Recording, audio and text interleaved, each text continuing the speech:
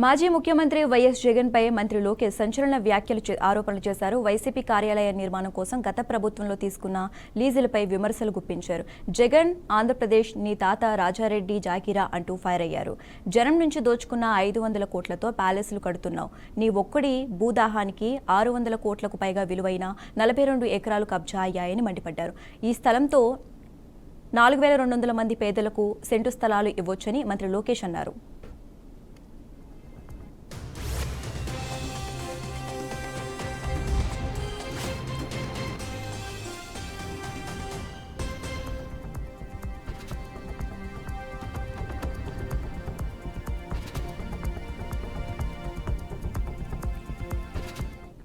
మాజీ ముఖ్యమంత్రి వైఎస్ జగన్ పై మంత్రి లోకేష్ సంచలన ఆరోపణలు చేశారు. వైసీపీ కార్యాలయాల నిర్మాణం కోసం గత ప్రభుత్వంలో తీసుకున్న లీజులపై విమర్శలు గుప్పించారు.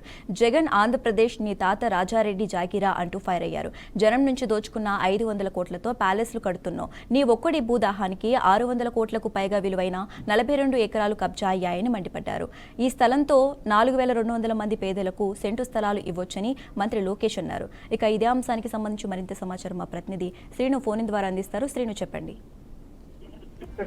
ఈరోజు రాష్ట్ర వ్యాప్తంగా నారా లోకేష్ కి సంబంధించి ట్విట్టర్ వైరల్ అవుతున్నటువంటి పరిస్థితి ఉంది. వైసీపీ పార్టీ పైన నారా లోకేష్ పెట్టినటువంటి ట్విట్టర్ చూసినట్లయితే కనుక జగన్మోహన్ రెడ్డిని పూర్తిగా విమర్శించిన విధంగా ఉండడం జరిగింది. వైసీపీ కార్యాలయాలకు సంబంధించి 42 చోట్ల ఒక్కొక్క చోట 2 ఎకరాల భూమిని కేటాయిస్తున్నట్టు జీవోలు ఇచ్చారు. అది 33 సంవత్సరాల పాటు సంవత్సరానికి 1000 రూపాయలు నామమాత్రం లీజుతోటి ఇచ్చినటువంటి ఆ స్థలాలను వారికి సంబంధించిన దానిపై కూడా ఉక్కుపాదం మోపే విధంగా కూడా సిద్ధం కావడం జరిగింది.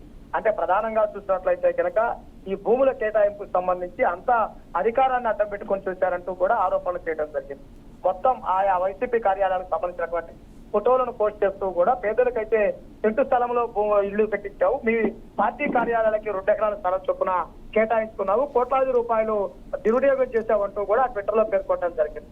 అంటే తాడేపల్లి కార్యాలయం కూల్చివేత తర్వాత ఈ కార్యాలయాలన్నిటి ఫోటోలు, ఈ కార్యాలయాలన్నిటికి సంబంధించినటువంటి వివరాలను తీసి వాటి ద్వారా కూడా దృష్టి కేంద్రీకరించి ట్విట్టర్ ద్వారా పోస్ట్ చేయడం జరిగింది. అంటే రానున్న రోజుల్లో ఆయా కార్యాలయాలకు సంబంధించి కేటాయింపులకు సంబంధించినటువంటి వాటన్నిటిపైన కూడా పూర్తి స్థాయి క్లారిటీ వచ్చే అవకాశం ఉంది. అయితే వైసీపీ అధికారంలో ఉండగా 42 చోట్ల వైఎస్ఆర్సీపీకి సంబంధించినటువంటి పార్టీ కార్యాలయాల ఏర్పాట్లకు సంబంధించినటువంటి భూములు కేటాయింపు జరిగింది. వాటన్నిటిపై కూడా ఈ ప్రభుత్వం పెట్టే విధంగా కూడా ట్విట్టర్ చేయడం జరిగింది. ట్విట్టర్ లో నారా లోకేష్ జగన్మోహన్ రెడ్డిని ఘాటుగా విమర్శించారు. అలానే వైసీపీ కార్యాలయాలకు సంబంధించినటువంటి ఫోటోలు పోస్ట్ చేసి ఇది కరెక్టేనా అనే విధంగా కూడా విమర్శించినటువంటి పరిస్థితి. Okay right, thanks for update Srinivas.